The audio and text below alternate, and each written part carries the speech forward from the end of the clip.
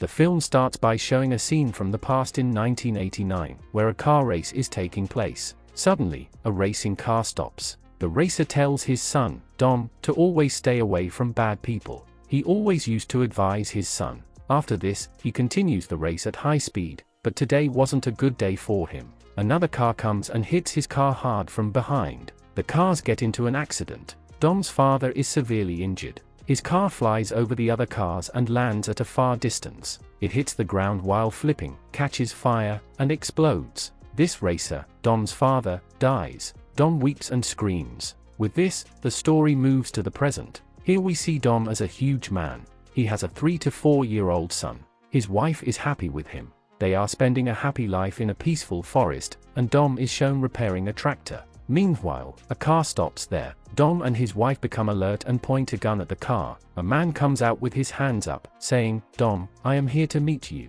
I am not an enemy, look at me." A total of 3 people come out of the car, a man named Tidge, his companion, and a girl. They tell Dom that an old man told them about Cypher, a supervillain. She is a dangerous woman who was caught, but the plane transporting her was purposely crashed so people would think she was dead. At that time, the old man had captured her, but she still managed to escape. The girl on the team urges Dom to come with them to the plane crash site to collect evidence. Dom refuses, saying he is retired and happy with his family, far from these things. At night, Dom's wife thinks it over and tells Dom that their team has supported them in all difficult times, so she is going to help them. She goes outside, kisses her son, and gets her bike ready. The scene cuts. On the other side, we see the 4 of them, Dom's wife, Tidge, his companion, and the young girl, taking off in a plane. Then Dom arrives in his car and decides to go with them. After a long journey, they reach the plane crash site and find the wreckage. The young girl hears a signal coming from a machine.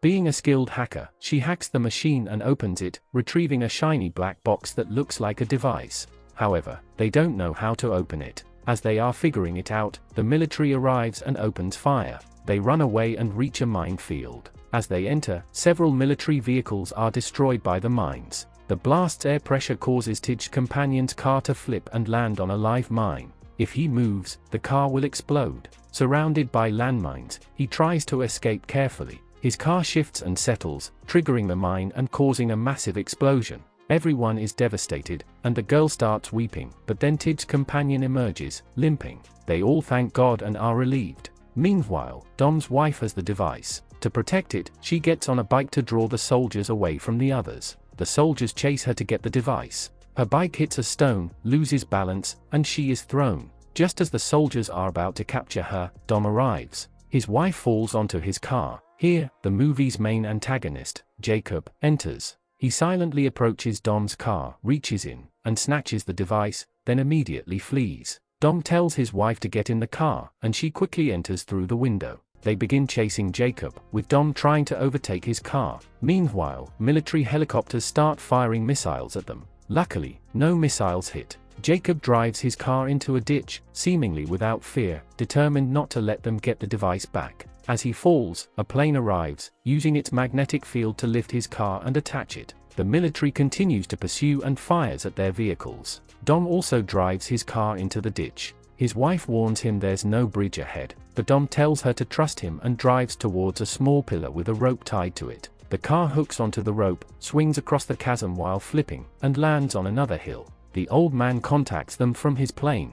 Dom's wife reveals that Jakob is none other than Dom's brother. She explains that when Dom's father had his accident, Jakob was there. Everyone said he died because of Jakob. An enraged Dom started punching the man, severely injuring him, and was imprisoned. When Dom went to prison, he saw Jakob was also there, leading him to believe the man might have been telling the truth. He refused to speak to Jakob. The scene returns to the present. Jakob gives the device to Cypher, informing her that another part is missing. Cypher tells him the second part is in London and he must go there. In the next scene, we see a sea. Hidden in an underground tunnel beneath it is a secret place given to Dom and his companions by the old man. The young girl explains their mission. They must find the second part of the device. She explains that the device can control all satellites in space, any electronic device, and can destroy anything. It was made in 2 parts. Jakob has one part and will surely go to London for the second, so they must get there first. They learn that the old man's right-hand man, his companion, has died, but they don't believe it,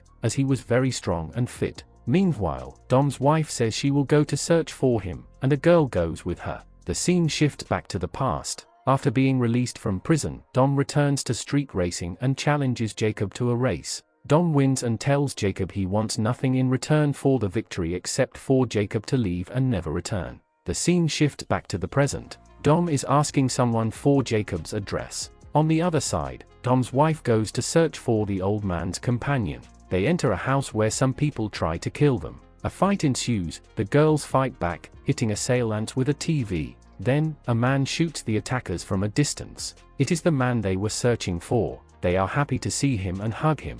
Now we are shown a scene in London. Tidge and the young girl have gone to search for the second part of the device. Dom arrives in a car and learns Jakob has already taken it. Jakob is escaping, hanging from a wire. Dom jumps from buildings, grabs him, and they crash through a mirror and glass, falling into a building onto a bed. Dom punches Jakob, badly hurting his face. To save himself, Jakob jumps out of the window, lands in a truck, and gets into his car. He speeds away, but Dom is right behind him, now in the passenger seat of a truck driven by the young girl. They chase Jakob's car. Jakob drives recklessly, even going to the other side of a building. The young girl activates the truck's magnet, which pulls Jakob's car and sticks it to the truck. A rich businessman, the same one who visited Cypher with Jakob in jail, gets this news. He knows Jakob is on a mission to get the second part and fears Dom will snatch it. He orders his soldiers to find and kill Dom and his companions. On the other side, the ladies have brought the old man's companion back.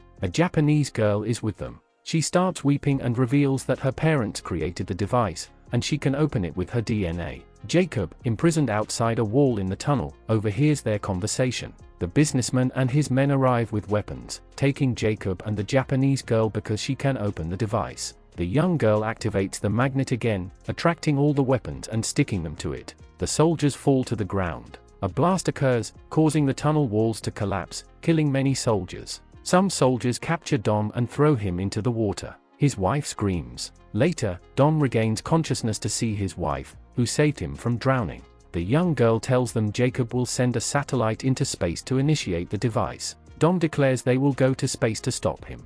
On the other side, Jakob and the businessman are together, preparing to launch the satellite. They join the two parts of the device and move in two trucks, Jakob and the businessman in one, the Japanese girl in another. Jakob starts controlling the device via the satellite. Dom arrives. Tidge and his companion prepare for space, wearing costumes and boarding a spaceship that looks like a car, equipped with nitrous. It ignites and speeds into space, successfully launching.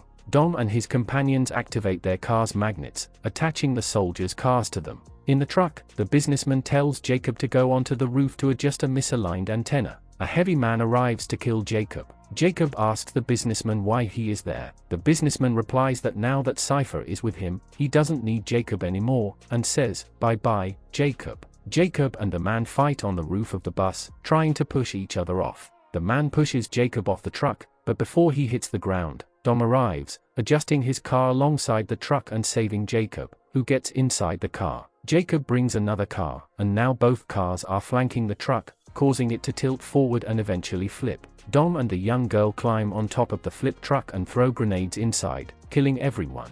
The girl retrieves the device. In space, Tidge and his companion are worried as their spaceship shows errors. They realize it's damaged and decide the only way to destroy the satellite is to crash their ship into it. They do so, destroying the satellite. The scene changes, leaving it unclear if they escaped. The businessman's truck, after being destroyed, continues rolling down a hill. Then Cypher arrives in her plane and fires missiles at Dom, furious about the attack on the truck and her companion. Using all his skill, Dom maneuvers the truck into the path of the plane. The plane crashes, and the truck is completely destroyed. In the end, Jakob and Dom reconcile and settle their differences. Afterwards, Jakob drives away. Tidge and his companion are shown finding a spaceship in space and luckily returning. Finally, we see that Cypher wasn't in the plane that crashed, it was a drone she was controlling from a distance. She is alive and well, sitting somewhere far away. The movie ends with the question of what Cypher will do next against them.